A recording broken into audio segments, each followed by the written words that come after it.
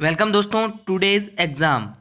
आज हम कुछ मोस्ट इम्पोर्टेंट क्वेश्चन जो रीजनिंग के बारे में करने जा रहे हैं, जो बार बार पूछे जाते हैं, जो सभी परीक्षाओं के लिए बेहद ही महत्वपूर्ण होते हैं। मेरे पास एक पेन और नोटबुक रखिएगा, अपनी शॉर्ट ट्रिक को समझेगा तथा उसे नोट भी करके अपने बुक में रखिएगा, जो आपको परीक्षा की दृष्टि से महत्वपूर्ण अंक दिलाने की कोशिश करेंगे।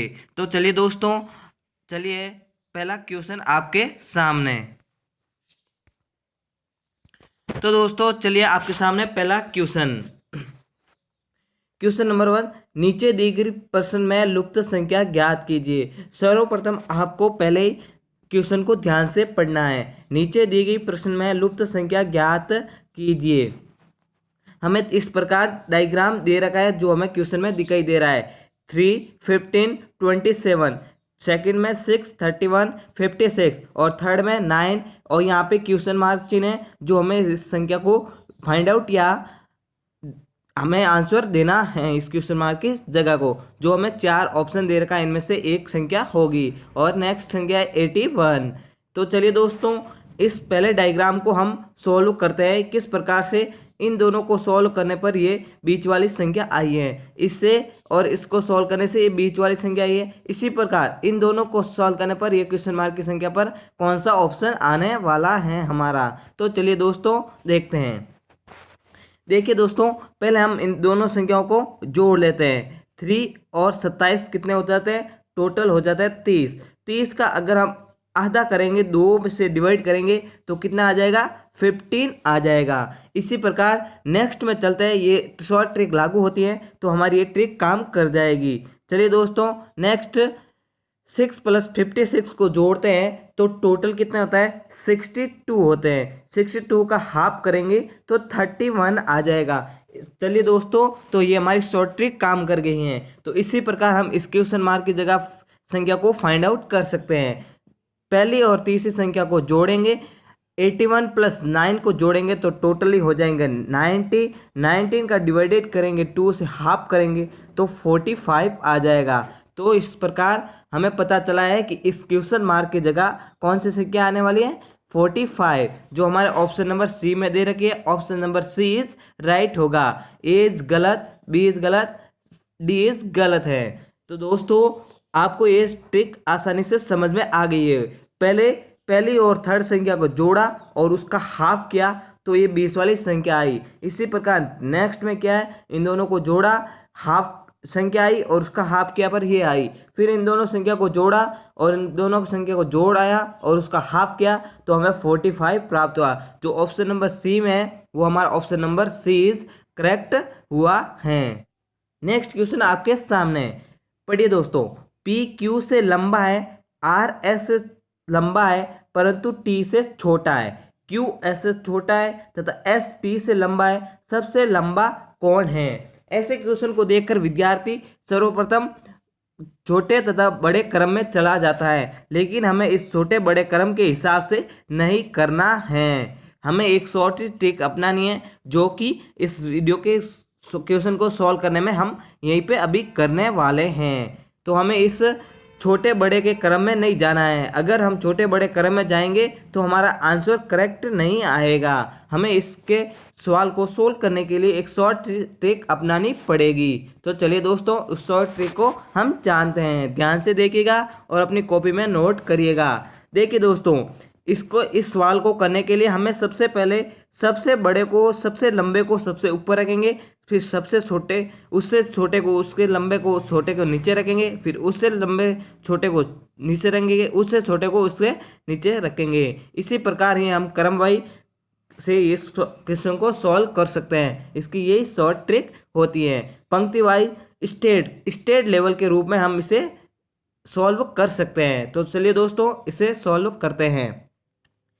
पी क्यू से लंबा है, मतलब पी आ जाएगा पहले, पी और क्यू, ठीक है। पी है ना वो क्यू से लंबा है, ठीक है। आर एस से लंबा है। इसी लाइन को अभी थोड़ा यहाँ छोड़ देते हैं और टी से छोटा है, इसको यहाँ छोड़ देते हैं। फिर यहाँ से करते हैं क्यू एस से छोटा है, क्यू है ना वो एस से छोटा है। अगली वाली लाइन एस पी से लंबा है, एस है ना वो पी से लंबा है। ठीक है। एस पी से लंबा हो गया और क्यू है ना जो एस से छोटा हो गया तो ऊपर आ गया है, ठीक है। फिर देखते हैं यहाँ वापस इस स्लाइड में आते हैं, आर एस से लंबा है, आर है ना वो एस से लंबा है तो यहाँ पे आ जाएगा आर, आर एस से लंबा है, ठीक है। फिर परंतु टी से छोटा नहीं है तो सर्वोपर प्रथम क्या आ जाएगा टी।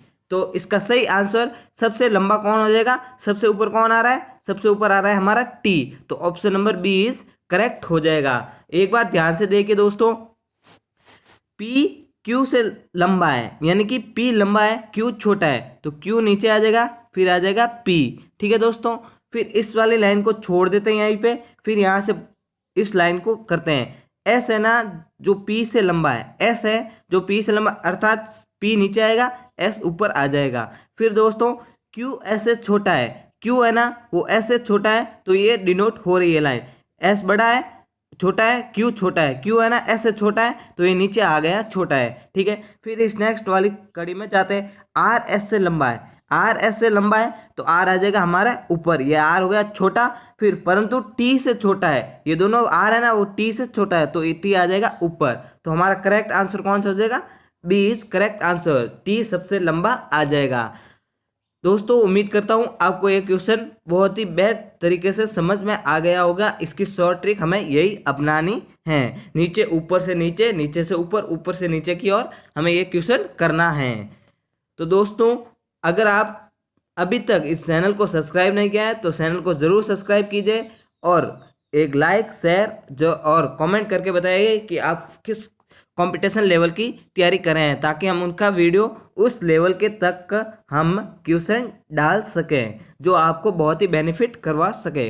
तो चलिए दोस्तों नेक्स्ट क्वेश्चन की ओर चलते हैं। नेक्स्ट क्वेश्चन है आपके सामने, ठीक है दोस्तों, नीचे दी गई, देखिए दोस्तों नेक्स्ट क्वेश्चन की ओर चलते हैं।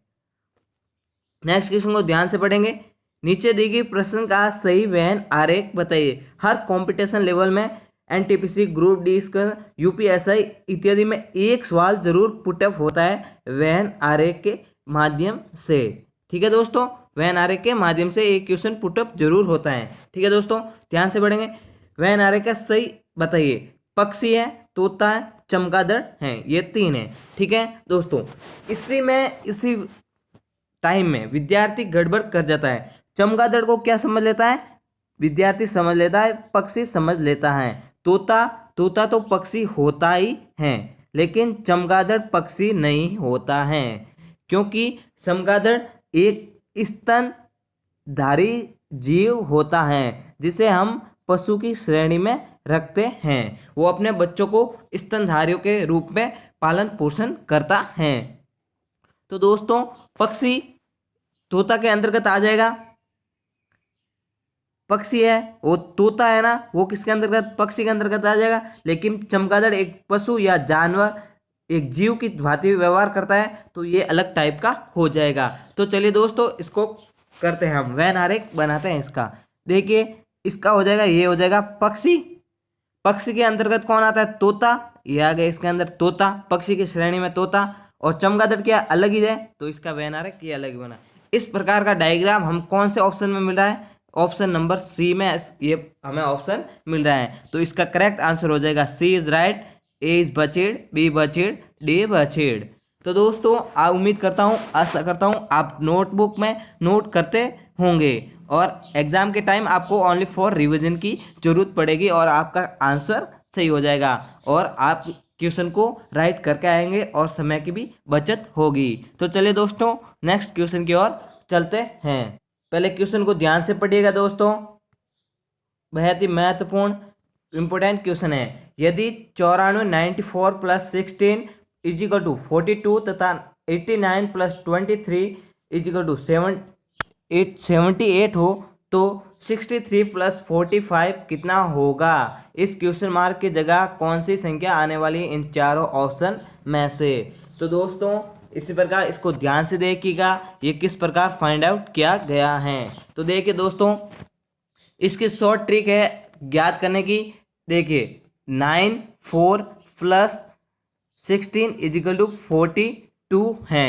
तो दोस्तों इसको क्या करेंगे, हम इन दोनों संख्या को करेंगे मल्टीप्लाई, ये प्लस का प्लस, इन दोनों को मल्टीप्लाई करेंगे तो ये संख्या आती है या नहीं, इसको देखते हैं। 9 को 4 से गुना करेंगे, 9 चौक 36 प्लस 6 एकम 6, इन दोनों को जोड़ते हैं, 6 और 6 हो जाएगा 12, असल की 1, 9 और 3 हो जाएगा 42, इसका मतलब ये आ रहा है। तो नेक्स्ट को देखते हैं ये आ रहा है या नहीं आ रहा है। तो देखिए दोस्तों 89 प्लस 23 इज इक्वल टू 78 है।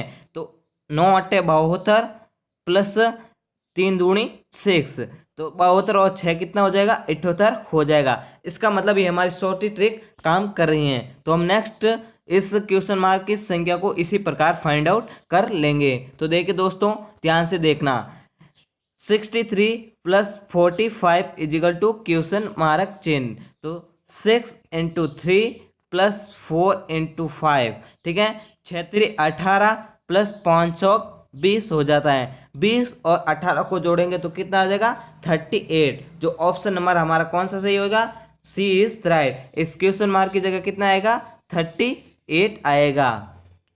तो question mark is C is correct. A गलत, बी गलत, डी गलत। तो चलिए दोस्तों, आशा या उम्मीद करता हूँ कि आपको ये सवाल समझ में आ गया होगा।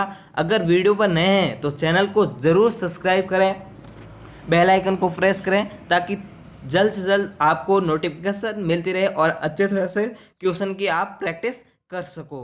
ठीक है दोस्तों।